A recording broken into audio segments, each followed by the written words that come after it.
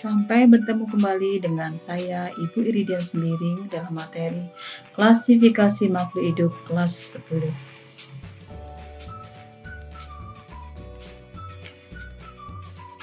Klasifikasi makhluk hidup. Di dunia ini, sekitar ada 500 jenis atau spesies organisme atau makhluk hidup, di mana organisme ini atau makhluk hidup ini memiliki karakteristik yang beraneka ragam.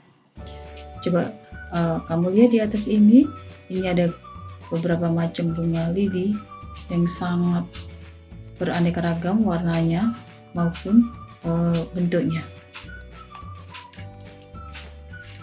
Perhatikan juga ini berbagai macam bentuk bunga. Bunga-bunga ini sangat beraneka ragam, ya, baik bentuk kelopaknya maupun bentuk korolanya. Mahkota bunganya itu sangat beraneka ragam.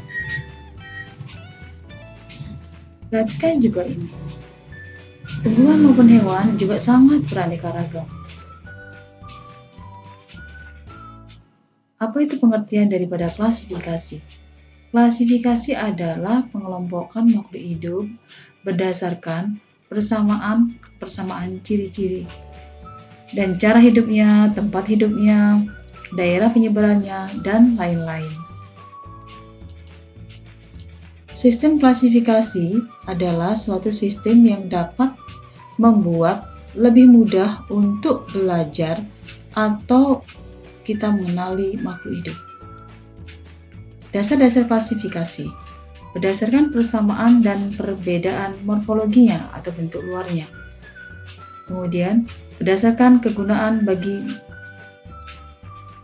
hidup manusia. Kemudian berdasarkan ciri-ciri anatominya. Kemudian berdasarkan ciri-ciri biokimianya. Itulah empat dasar-dasar klasifikasi. Contoh, ya, ini adalah Liliaceae, yaitu dari famili bawang-bawangan. Liliaceae itu mempunyai umbi dan mahkota atau corolla itu 3 atau kelipatannya. Bunganya dimanfaatkan untuk hiasan. Seperti yang gambar yang awal kita ketemu tadi, itu adalah dari Liliaceae atau golongan bawang. Yang termasuk di sini Liliaceae adalah bawang merah, bawang putih, bawang bombay yang kita pakai untuk memasak, bawang prei yang digunakan juga sebagai obat tradisional. Ini contoh, ini adalah famili dari Liliaceae, bunga lili, bunga bakung yang sering dikenal dengan bunga bakung. Ya, ini bawang bombay yang kita makan. Ini gambarnya. Ini adalah Liliaceae. Jadi ciri-ciri mahkota bunganya adalah 3 dan kelipatannya. Kemudian mempunyai umbi lapis di bawang merah, bawang putih, atau bawang bombay, atau bunga lili ini sendiri. Jadi ada umbinya. Kemudian, apa sih tujuan klasifikasi itu? Tujuan klasifikasi adalah menyederhanakan objek supaya lebih mudah dipelajari. Kemudian untuk mendeskripsikan ciri-ciri makhluk hidup, untuk membedakan tiap jenis agar lebih mudah dikenali. Kemudian mengelompokkan sesuai dengan persamaan-persamaannya. Kemudian mengetahui hubungan kerabatan dan sejarah evolusinya. Seperti tadi bawang bombay, bawang merah, ya, bunga lili atau bunga bakung itu mempunyai perkerabatan yang dekat. Kemudian manfaatnya adalah untuk mempermudah mempelajari sudah tadi, ya. Kemudian klasifikasi ini juga untuk melihat hubungan kekerabatannya. Kemudian sebelum mempelajari itu, nanti kita akan belajar juga mengenai sistem tata nama binomial. Bagaimana pembuatan nama, yaitu tata nama ganda atau binomial nomenklatur, yaitu suatu cara pemberian nama ilmiah hewan atau tumbuhan dengan 2 nama Latin atau bahasa yang dilatinkan. Ini dicetuskan oleh Carolus Linnaeus, yaitu yang disebut aturan binomial nomenklatur, terdiri atas 2 nama, yaitu di bahasa Latin atau bahasa asing yang dilatinkan. Kemudian nama yang pertama adalah nama genus, sedangkan nama yang kedua adalah nama spesies. Nama yang pertama diawali dengan huruf besar. Nama yang kedua, yaitu nama spesies, ditulis dengan huruf kecil. Apabila ditulis dengan cetak tegak, maka harus digarisbawahi secara terpisah antar kata. Sedangkan jika ditulis dengan cetak miring, maka tidak digarisbawahi. Apabila nama spesies terdiri atas lebih dari 2 kata, maka kata kedua dan seterusnya harus disatukan dan ditulis dengan tanda penghubung. Nama penemu ditulis dengan huruf awal yang besar dan tidak digarisbawahi. Kunci determinasi. Kunci determinasi juga disebut sebagai kunci dikotom atau dikotomi. Digunakan untuk mencari nama hewan atau nama tumbuhan yang belum diketahui. Aturan dalam kunci determinasi adalah membandingkan ciri morfologi organisme yang berlawanan. Contoh kunci dikotomi yang menunjukkan jenis-jenis daun. Ini. Jadi tadi terus dengan yang berlawanan ya. Contoh, daun tunggal ada daun majemuk. Tunggal sendiri.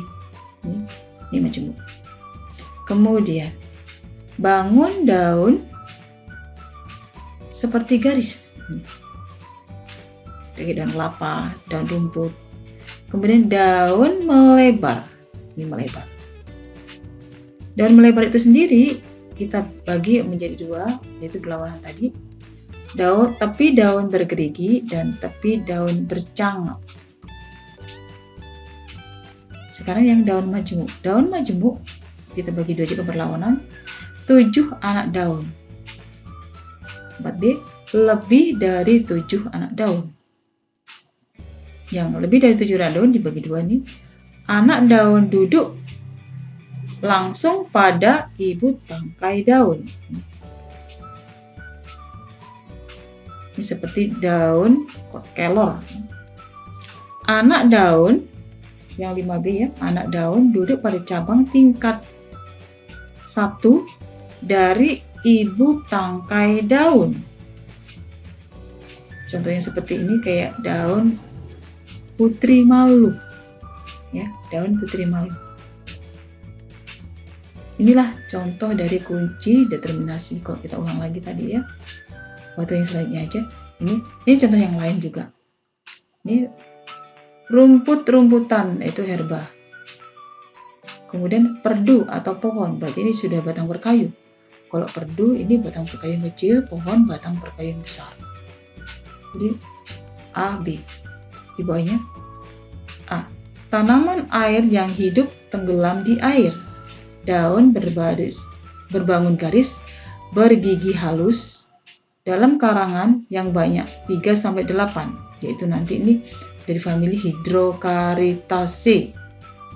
Sedangkan lawannya tanaman darat, bangun daun tidak bergaris. Ini nanti lanjut ke bawah. Kemudian bunga 86 ayat, bunga dengan tali. Kalau bunga dengan tali berarti masuk dalam nanti balsaminasi. Kemudian bunga tidak ada tajinya.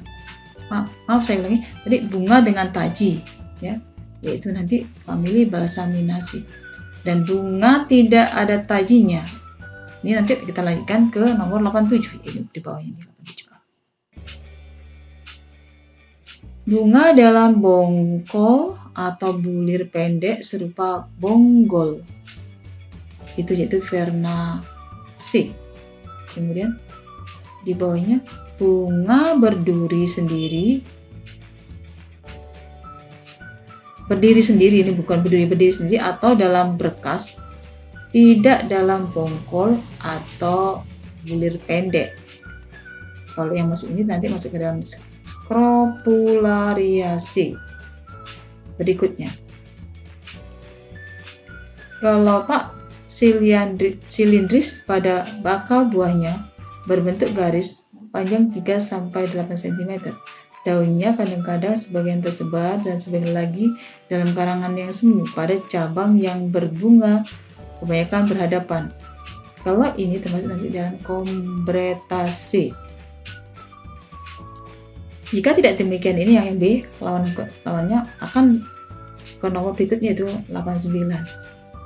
Pohon, termasuk pohon. Masuk ke 90 ke pohon. Kalau perdu nanti masuk ke 91. Ya, pohon. A. Daun tunggal pada ujung ranting rapat berdesakan. Bunga kecil kehijau-hijauan. Kok seperti ini nanti masuk ke dalam kombretase.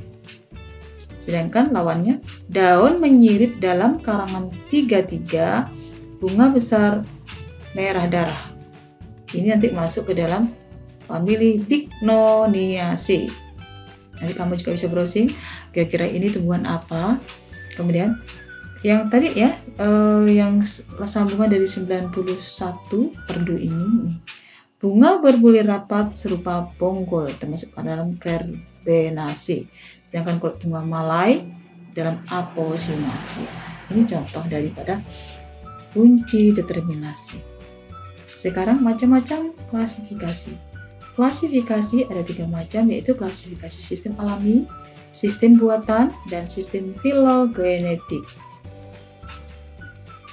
Jenis-jenis klasifikasi. Klasifikasi sistem alami yaitu adalah cara pengelompokan berdasarkan ciri morfologi, bentuk luarnya, anatominya, fisiologinya. Penganut klasifikasi ini adalah Aristoteles. Jadi pengamatan dilakukan melalui mata telanjang dengan mengamati bentuk luar dari suatu makhluk hidup. Kelebihan dalam sistem ini adalah identifikasinya dengan mudah.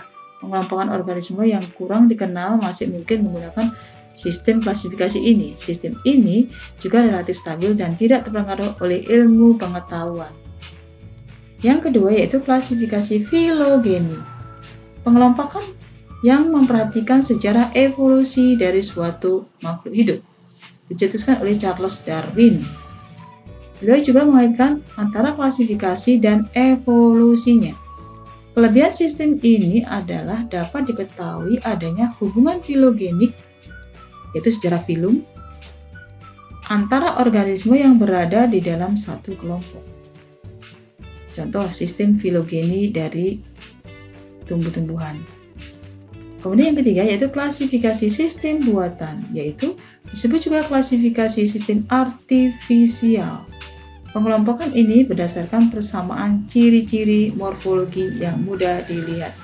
Ini oleh Carolus Linnaeus. Ini klasifikasi sistem alami makhluk hidup. Kalau kita melihat makhluk hidup, kita bisa langsung menggolongkan masuk tumbuhan atau masuk hewan. Kemudian kalau tumbuhan termasuk herba, semak-semak, atau pohon. Kemudian kalau hewan, kelompok-kelompoknya bagi termasuk kelompok yang mana? Apakah kelompok mamalia, kelompok reptil, dan lain-lain. Kemudian klasifikasi sistem buatan. Ini dikenalkan oleh seorang Swedia bernama Carl von Linné, yaitu Carolus Linnaeus. Sistem klasifikasi ini disebut sebagai binomial nomenklatur. Menetapkan nama makhluk hidup dengan 2 nama saja, yaitu tadi binomial nomenklatur ya. Kemudian klasifikasi filogenik bertolak pada teori evolusi Darwin. Muncul sistem klasifikasi modern ini berdasarkan filogeni, yaitu sejarah filumnya. Yaitu klasifikasi yang disusun dengan melihat keturunannya dan hubungan kekerabatannya. Berdasarkan perkembangan klasifikasi filogenetik ini, sejarah filumnya ini, maka digolongkan ada sistem 2 kingdom. Ini yang dikemukakan oleh Aristoteles. Dibagi menjadi 2 kingdom, yaitu kingdom atau kerajaan, kingdom pelantai, yaitu dunia tumbuhan. Ciri-cirinya adalah memiliki dinding sel, berklorofil, warnanya hijau ya, dan mampu berfotosintesis. Sedangkan kalau kingdom animalia atau dunia hewan, ini ciri-cirinya tidak memiliki dinding sel, tidak berklorofil atau tidak berwarna hijau, dan mampu bergerak bebas. Sekarang sistem 3 kingdom. dikemukakan oleh Ernest Haeckel yang dibagi menjadi 3 kingdom, yaitu kingdom Protista, yaitu hewan yang uniseluler atau yang multiseluler. Ini bisa hewan, bisa tumbuhan ya, maaf ya. Uniseluler bisa juga, yaitu bersel satu dan multiseluler. Kemudian yang kedua kingdom Plantae, yaitu cirinya adalah autotrof, berarti bisa membuat makanan sendiri dengan berfotosintesis. Kemudian selnya juga bersifat eukariot, artinya sudah mempunyai membran inti sel. Kemudian reproduksinya dengan spora. Kemudian kingdom Animalia, yaitu ini bisa spora dan biji ya. Kemudian kingdom Animalia, yaitu kerajaan hewan. Ciri-cirinya adalah sifatnya adalah heterotrof, berarti dia tidak bisa membuat makanan sendiri, tergantung pada makhluk autotrof atau tumbuhan atau hewan yang lain. Ini selnya juga bersifat eukariot dan multiseluler atau banyak sel. Berikutnya yaitu sistem 4 kingdom. Sistem 4 kingdom ini dikemukakan oleh Herbert Copeland, yang dibagi menjadi 4 kingdom, yaitu 1 kingdom Monera,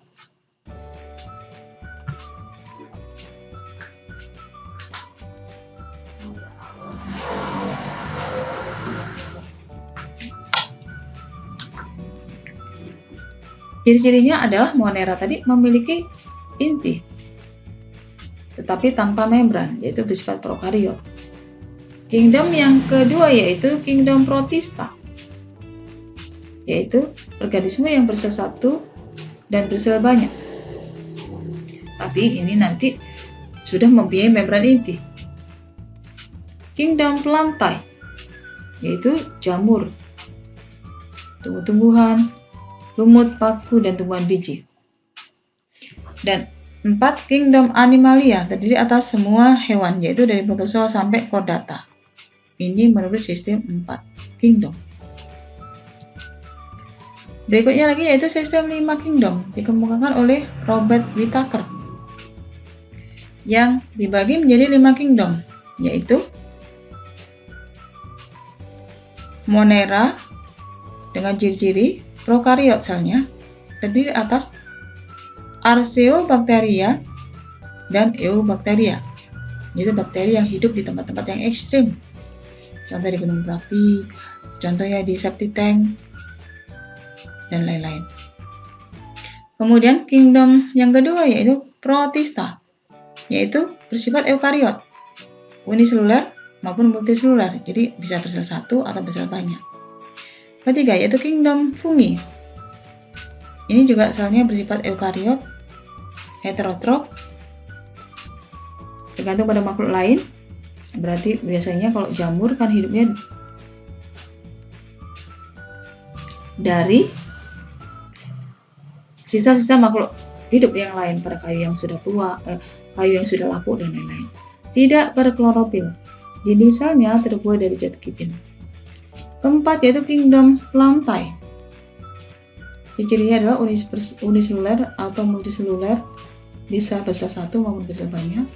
Kemudian eukariot, autotrof, bisa membuat makanan sendiri dengan fotosintesis. Dan yang kelima yaitu kingdom Animalia, yaitu hewan bersel banyak atau multiseluler, eukariot, dan heterotrof, artinya tergantung pada makhluk lain, tergantung pada tumbuhan maupun tergantung pada tumbuhan dan hewan. Yang ke-6 yaitu sistem 6 kingdom. Ini dikemukakan oleh Robert K. Richard Wuss pada tahun 1977. Jadi dibagi menjadi 6 kingdom. 6 kingdom yang tadi ya dia seperti 5 juga, cuman yang 5 yang bakterinya dibagi menjadi 2. Ya.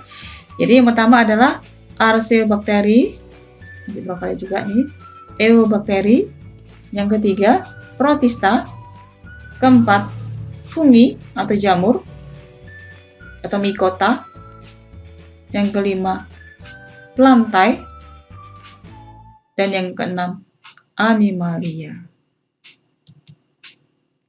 Ini gambar tentang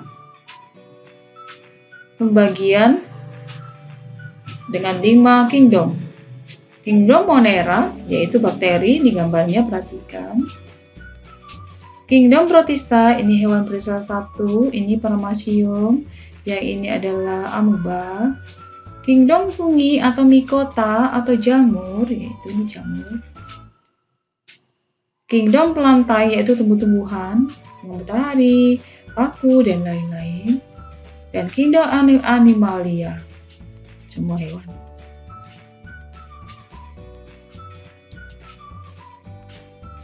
Urutan tingkatan takson dalam klasifikasi. Jadi ini kalau dituliskan dari ini kebalikan ya, bisa juga dari. Tapi umumnya biasanya ditulis dari atas ke bawah, ini dari bawah ke atas.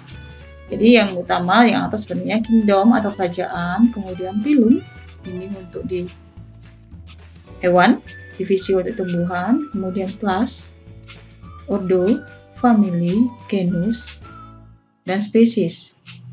Spesies atau jenis ya, genus atau marga, family atau suku, ordo atau bangsa, klasis atau kelas, phylum kalau di hewan, divisio di tumbuhan, kingdom atau kerajaan atau dunia. Contoh, ini sistem klasifikasi untuk ini tupai ya. Tupai tidak masuk dalam kerajaan atau kingdom Animalia. Phylumnya adalah ini hewan phylumnya Chordata. Kelasnya Mammalia, hewan menyusui. Bangsa atau Scanide, bangsa atau ordo yaitu Scandentia. Family Tupaidae. Marga Anatana. Spesies Anatana Elliot. Jadi penamaan tadi menurut binomial nomenklatur yaitu sistem tata nama ganda. Nama pertama ini adalah menunjukkan genusnya, nama kedua adalah spesies. Jadi nama hidup itu namanya adalah dua nama, yaitu Anata menunjukkan genus dan Elliotnya menunjukkan spesies. Nama lengkapnya adalah Anata Elliot. Pada tumbuhan ini yang membedakan, kalau kerajaan ini kerajaannya, kingdomnya Plantae. Divisionya Magnoliophyta. Kelasnya Liliopsida.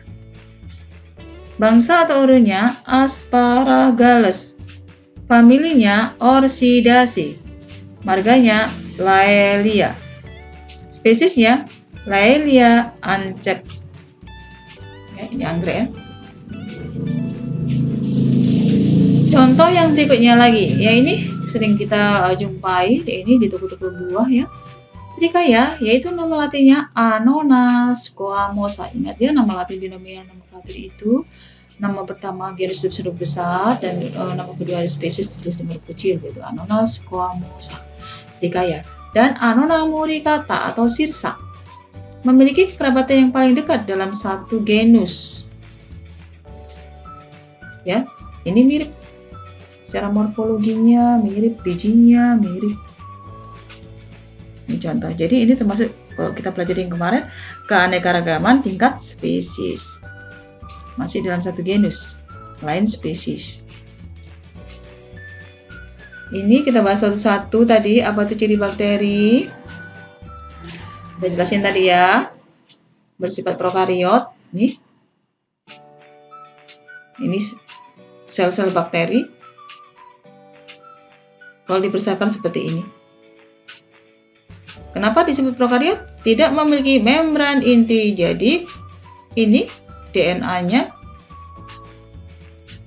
tidak mempunyai selubung. Ya, kromosomnya nggak ada selubungnya, tidak ada membran intinya. Contoh sini adalah bakteri dan ganggang biru. Ini bakteri E. coli yang ada di usus besar kita. Ada lagi Anabaena nostoc, itu di air kolam. Kemudian Protista, yaitu termasuk dalam protozoa, hewan bersel 1, ganggang, dan nanti ada jamur lagi ya, yang menyerupai jamur. Ini contoh dari Euglena. Ini contoh dari Paramecium. Fungi atau jamur atau mikota. Yang ketiga, ini tidak berkloroplas, tidak ada warna hijau sehingga dia tidak bisa melakukan fotosintesis dan tergantung pada makhluk lain. Berarti biasanya hidup dari makhluk lain, misalnya dari batang pohon atau di akar. Biasanya di sini ada akar, jadi dia mengambil materi atau zat dari akar itu untuk melakukan kehidupannya. Tumbuhan atau pelantai. Ciri-cirinya adalah ini melakukan fotosintesis, mempunyai warna daun hijau untuk fotosintesis. Ini tumbuhannya. Yang termasuk pelantai di sini nanti masuk dari lumut, paku, tumbuhan biji terbuka, tumbuhan biji tertutup, monokotil dan dikotil. Kemudian hewan, dunia hewan. Dunia hewan ini yaitu bersifat eukariot dan tidak berkloroplas. Jadi hidupnya bersifat heterotrof. Ini mulai dari porifera sampai ke chordata masuk ke manusia. Ya, porifera, sudentrata, jenis cacing, dan lain-lain sampai ke manusia. Sekarang apa itu kladogram? Kita bicara tentang tadi filogenetik. Apa itu filogeni? Bagaimana tentang sejarah pembentukan filum? Awal mulanya kehidupan itu berasal dari mana? Ini yang seperti ini disebut sebagai kladogram atau filogeni. Ya, nanti bisa pelajari ini. Ya, ini berdasarkan awal terbentuknya. Ya, pertama adalah sampai ke atas ya. Ini juga gitu. Awal mulanya kemudian jadi bercabang-cabang sehingga berbeda.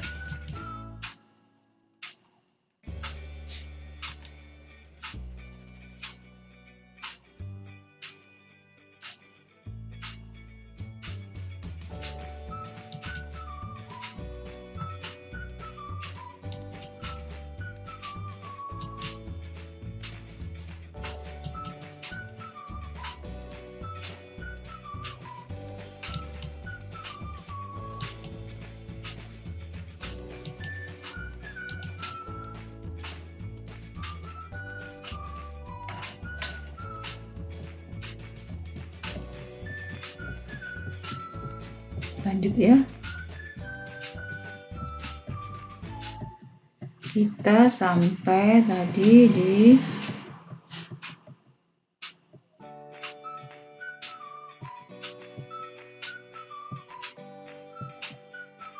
jamur ya. Kladogram. Ini contoh juga filogeni ya.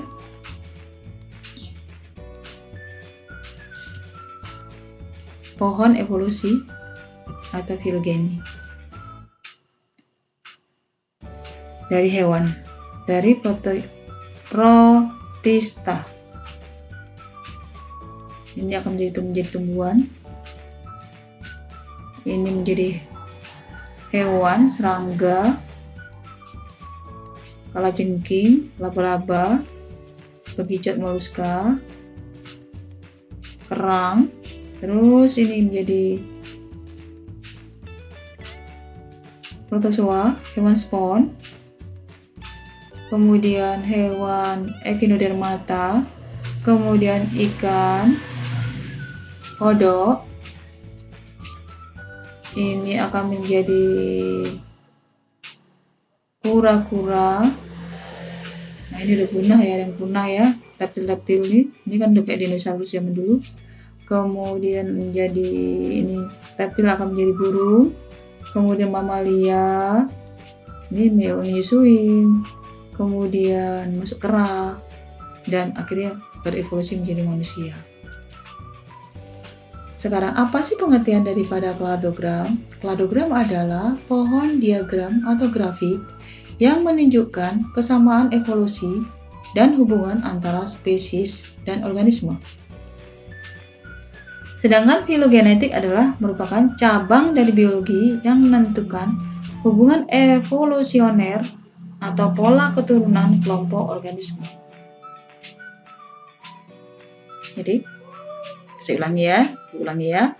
Kladogram adalah pohon atau diagram grafik yang menunjukkan kesamaan evolusi dan hubungan antara spesies dan organisme yang lain.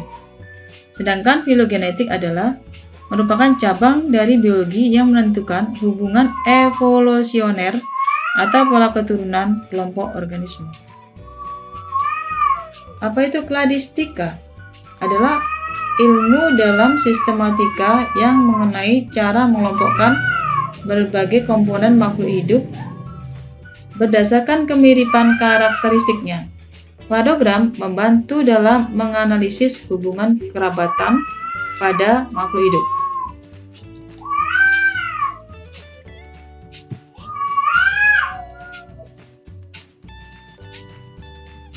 Ini ya. Ini kingdom Eubacteria tadi, ini kingdom Archaeobacteria. Perhatikan bagaimana pohon filogenetiknya. Ini akan menjadi tumbuhan, ini menjadi jamur, ini akan menjadi hewan. Jenis-jenis filogenetik. Terdapat 3 jenis kelompok filogenetik, yaitu filogenetik monolitik, monofiletik, yaitu mengandung leluhur dari semua keturunannya. Jadi satu leluhur. Kelompok yang berikut yaitu kelompok parafiletik. Ini filetik dari filum ya. Berisi leluhur tetapi ada leluhur yang beberapa leluhur yang lain. Jadi tidak hanya satu leluhur, tidak hanya satu nenek moyang, tetapi ada campuran dari nenek moyang yang lain gitu. Sedangkan polifiletik ini berisi dari segala macam organisme yang tidak memiliki nenek moyang sama. Jadi nenek moyangnya itu bermacam-macam. Untuk jelasnya nanti saya tunjukin dengan gambar supaya gampang membedakan mana itu kelompok monofiletik. Jadi sejarah filmnya itu nenek moyangnya satu. Ini sejarah filmnya, asal usul nenek moyangnya itu dari beberapa. Ada yang satu leluhur, ada beberapa leluhur gitu ya. Kalau yang polifiletik ini bermacam-macam nenek moyangnya, leluhurnya. Ini ya.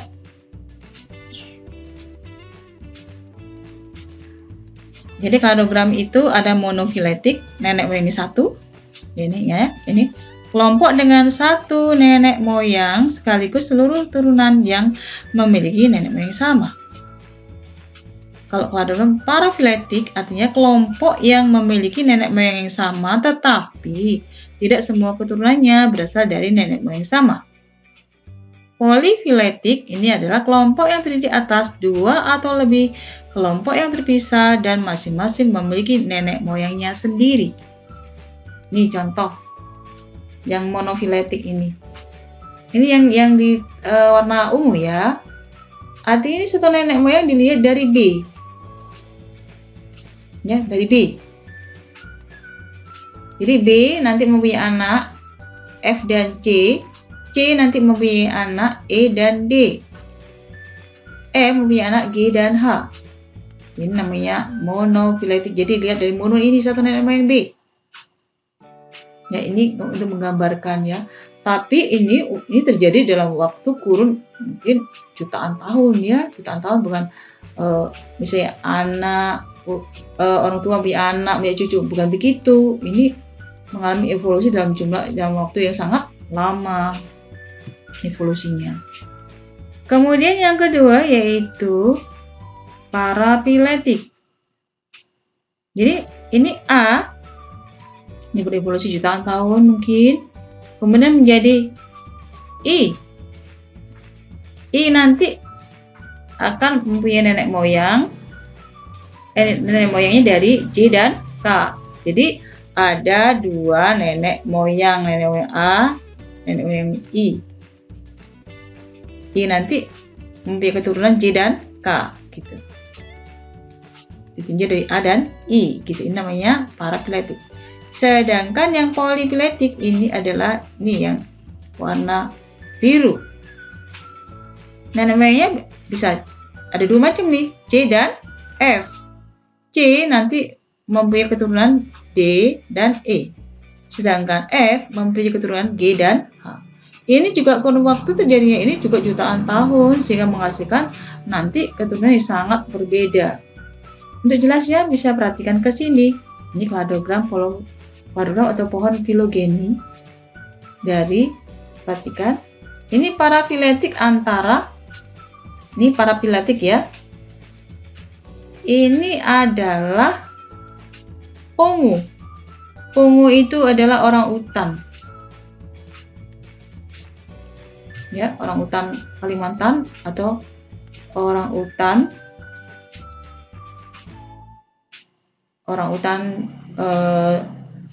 Kalimantan dan orang utan Sumatera ya. Kemudian yang ini simpanse. Kemudian yang ini gorila. Jadi orang utan ini bersifat parafiletik dengan simpanse dengan gorila.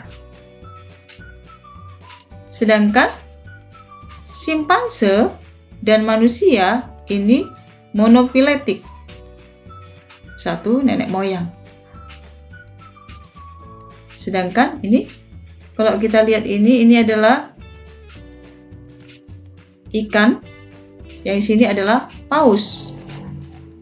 Paus dan ikan ini adalah berasal dari nenek moyangnya masing-masing, yaitu namanya polifiletik.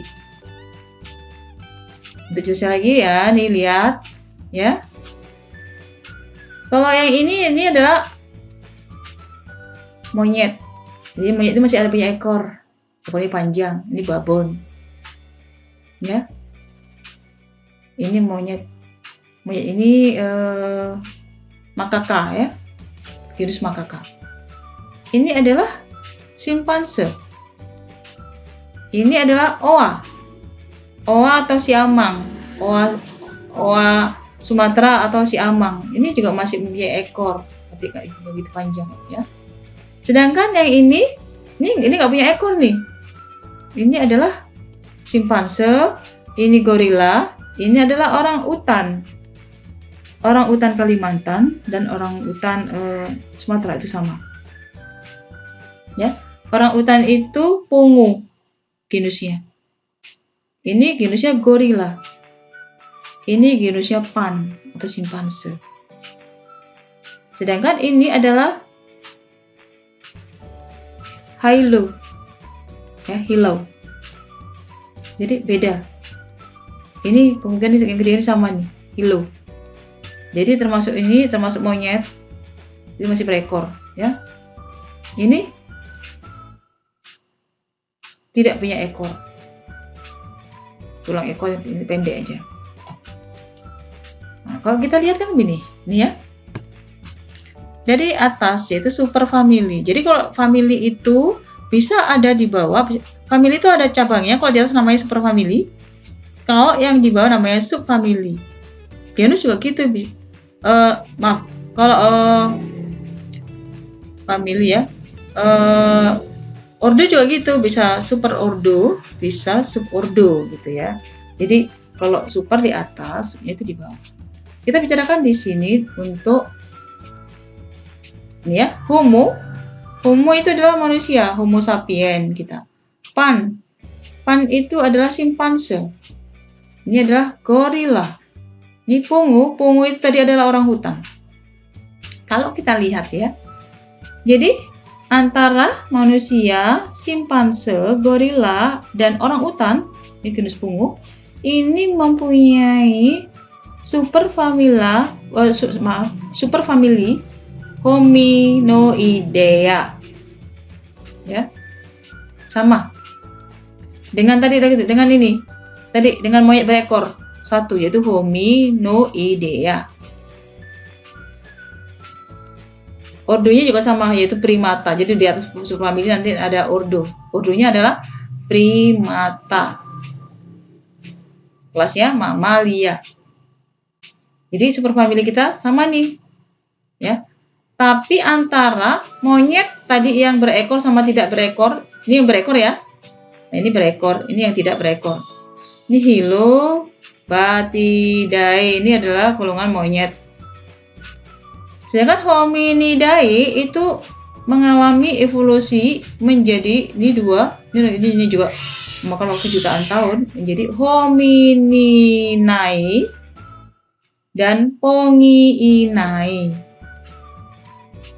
Pongiinae itu akan menjadi genus pungu. Pungu ini adalah orang utan Kalimantan dan orang hutan Sumatera. Sedangkan Hominiinae itu yaitu menjadi namanya itu tribe. Hominini dan Gorilini. Hominini ini menjadi genus Homo dan genus Pan. Makanya kita simpanse dengan manusia itu mempunyai perkerabatan yang paling dekat dibanding dengan gorila. Ya. Dibanding dengan gorila. Tapi gorila ini lebih dekat dari manusia dan simpanse daripada pungu. Karena udah berasal dari nenek moyangnya yang berbeda. Gorila nenek moyangnya Homininae. Pungu atau orang utan nenek moyangnya Pongiinae. Kalau monyet berekor jauh lagi, ya. Nah, ini. Itulah. Kalau kamu lihat di sini, ini ya contoh ya kerajaan. Kita bicarakan tentang genus Pan, yaitu spesies dari simpanse. Pan troglodytes atau Simia troglodytes, simpanse ya. Simpanse itu kerajaannya, kingdomnya Animalia, filmnya Chordata, kelasnya Mamalia atau Heomyisui, ordonya adalah Primata, familinya adalah Hominidae, kemudian subfamilinya Homininae, bangsanya Hominini, bangsa tadi ya, subbangsanya, jadi ada lagi subbangsa ya.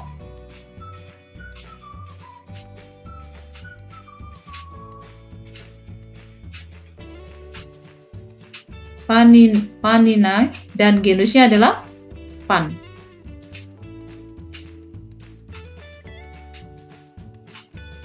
Jadi nama spesiesnya adalah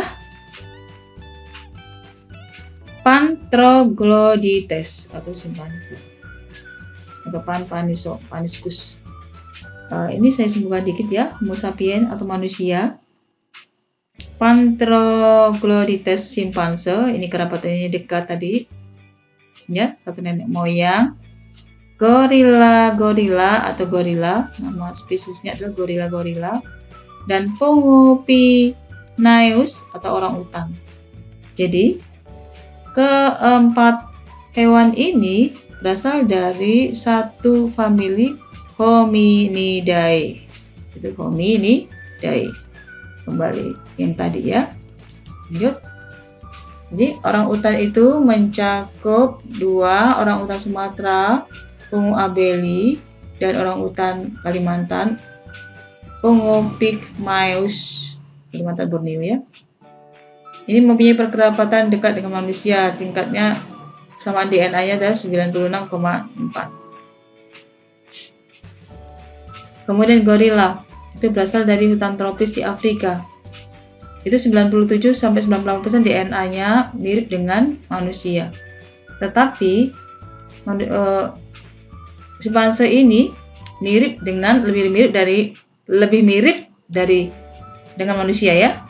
Maaf ya, lebih mirip ke manusia. Jadi simpanse lebih mirip ke manusia daripada gorila. Perhatikan lagi yang ini juga asal mula dari nenek moyang dari tumbuhan. Itu berasal dari alga hijau. Bersel satu. Kemudian mengalami evolusi menjadi lumut. Kemudian lumut ini belum mempunyai pembuluh angkut xilem dan floem. Mengalami evolusi selama jutaan tahun menjadi tumbuhan yang berpembuluh, yaitu paku. Jadi paku sudah mempunyai pembuluh angkut xilem dan floem. Kemudian paku-paku ini akan mengalami evolusi menjadi tumbuhan biji. Yang lebih primitifnya berawal mulanya dulu adalah tumbuhan biji terbuka, yaitu bangsa pinus, cemara. Dari tumbuhan berbiji ini tumbuhan berbiji tapi bijinya masih biji tertutup. Pembuahannya masih pembuahan tunggal. Akan mengalami evolusi lagi menjadi pembuahan ganda atau menjadi biji yang tertutup. Namanya angiospermae, tumbuhan biji. Tumbuhan biji ini juga ada monokotil dan ada dikotil. Inilah sejarahnya. Ini namanya filogenetika. Ini atau kladogram, pohon filogeni. Bagaimana dengan hewan? Perhatikan. Hewan-hewan itu berasal dari sel-sel eukariot, ya. Hewan-hewan itu juga akan mengalami, semua ini adalah hewan-hewan yang punya tulang belakang. Ya, ikan ini lebih dulu ada, kemudian akan mengalami evolusi menjadi katak. Ini udah 4 kaki ya. Kalau ikan kan dalam bentuk alat geraknya sirip-sirip itu ya, sirip perut, punggung maupun sirip ekor. Kemudian dari sini ada lagi telur yang mempunyai amnion, cangkang telur. Cangkang itu bukan berarti selalu cangkang yang terbuat dari kayak cangkang telurnya ayam, itu kalsium karbonat yang mengalami pengerasan. Kalau penyu kan juga tidak mengalami pengerasan ya, ular dan lain-lain ya.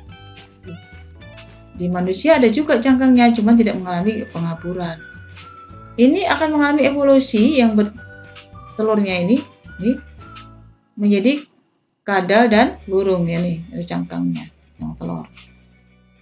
Kemudian ada lagi yang berambut. Tikus berambut, primata termasuk simpase ini juga berambut.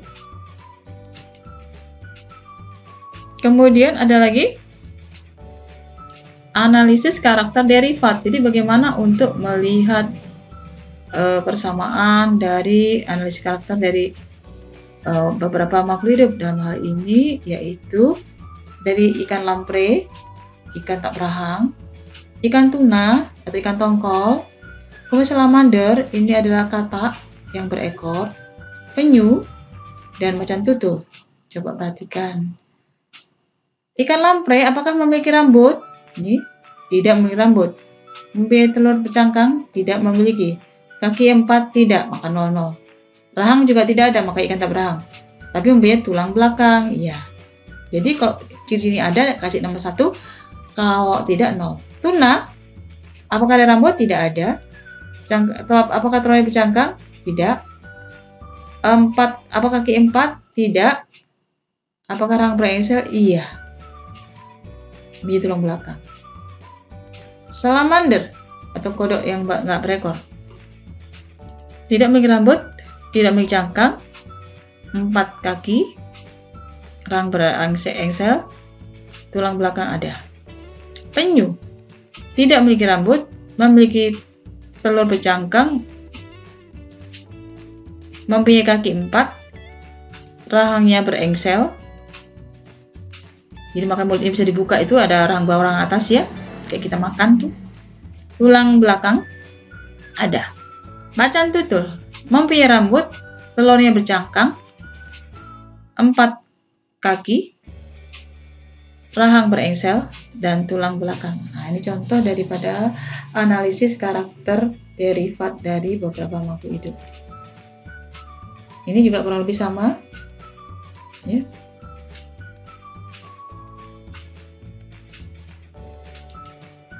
Ini juga nanti bisa kamu bandingkan. Ini dari karakternya, tabel karakternya. Kalau ada kasih nomor 1, kalau tidak ada kasih 0. Nah, demikianlah Semoga ya klasifikasi makhluk ini semoga bermanfaat, semoga mengerti dan tetap semangat belajar ya. Tuhan memberkati.